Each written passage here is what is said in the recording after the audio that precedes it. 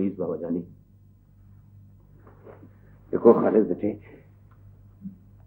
मैंने आज तक तुम्हारी हर जायज नाजायज बात मानी है, सिर्फ इसलिए कि मैं अपने ख्यालात तुम पर नहीं ठूंसना चाहता था। After all you are educated young man, तुम्हें अपने बारे में कोई भी फैसला करने का पूरा पूरा हक हासिल है। लेकिन बेटा दुनिया में कुछ और भी कंसिडरेशंस होती है। मेरा यहां से चले जाना हम सब के लिए बेहतर है।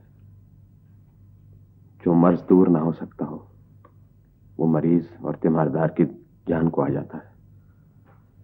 इसीलिए कोड़ियों को शहर से दूर रखा जाता है।